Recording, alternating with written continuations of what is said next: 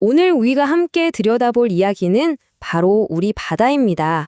전 세계가 함께 지키기로 약속한 지속 가능 발전 목표 14번에 대해서죠. 자, 그럼 바다가 대체 얼마나 대단한 존재인지 먼저 숫자 몇 개로 감을 좀 잡아볼까요?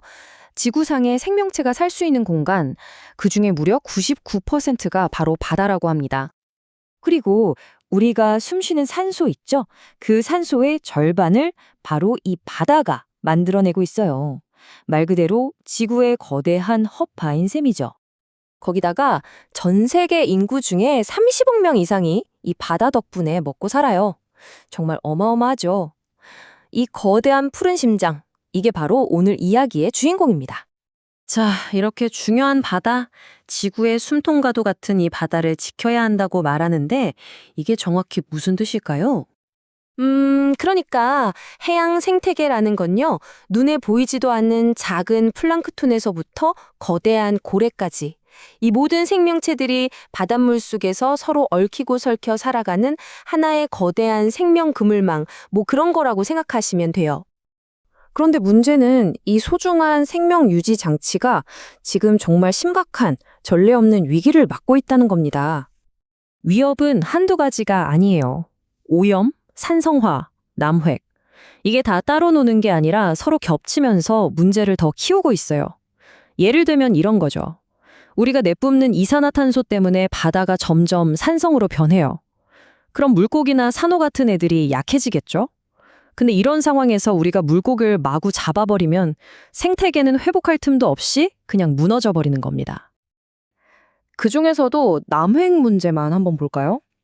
1970년대에는요, 남획으로 고통받는 어종이 전체의 10% 정도였어요.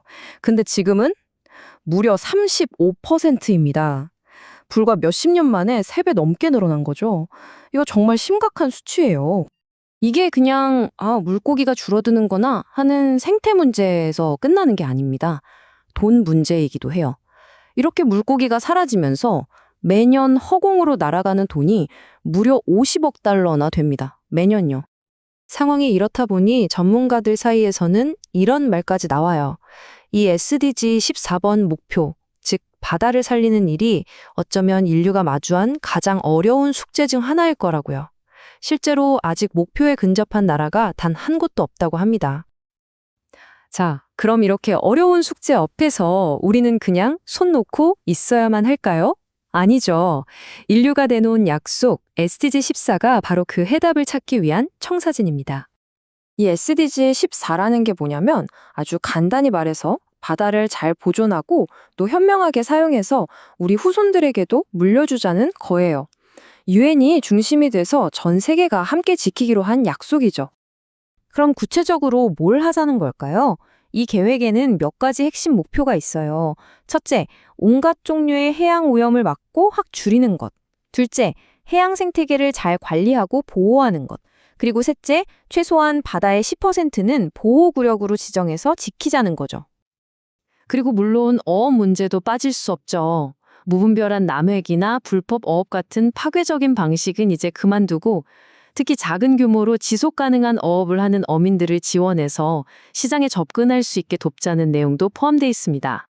자, 계획은 거창한데 그럼 이게 진짜 현실에서 어떻게 돌아가고 있을까요? 이 위기를 기회로 바꾸고 있는 몇 가지 흥미로운 노력들을 한번 같이 보시죠. 여기서 아주 중요한 역할을 하는 곳이 하나 있습니다. 바로 해안관리협의회, 영어로는 MSC라고 하는데요.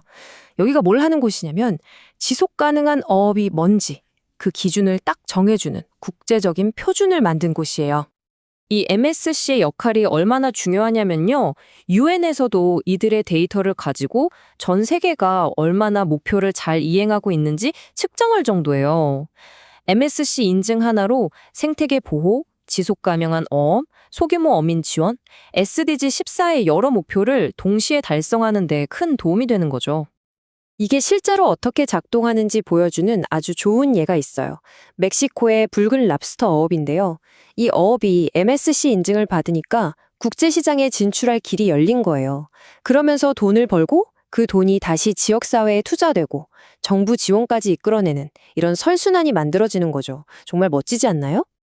이렇게 어업 방식을 바꾸는 것도 중요하지만 아예 망가진 바다를 직접 되살리려는 그런 노력도 있어요. 여기서 아주 흥미로운 기술이 등장합니다.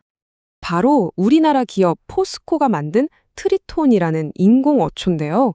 이게 정말 신기한 게 뭐냐면 철 만들 때 나오는 찌꺼기, 슬랙으로 만들었거든요. 근데 이게 바닷속에서 철분이나 미네랄을 내뿜어서 해초나 플랑크톤이 자라는 걸 도와줘요.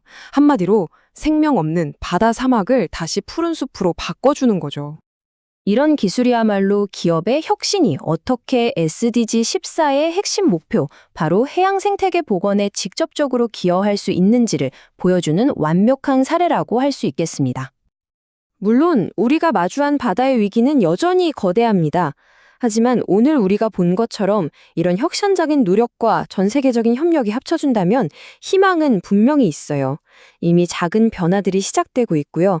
자, 이제 마지막으로 우리가 던져야 할 질문은 이것입니다. 이 소중한 노력들이 모여 정말로 이 거대한 바다의 흐름을 되돌릴 수 있을까요?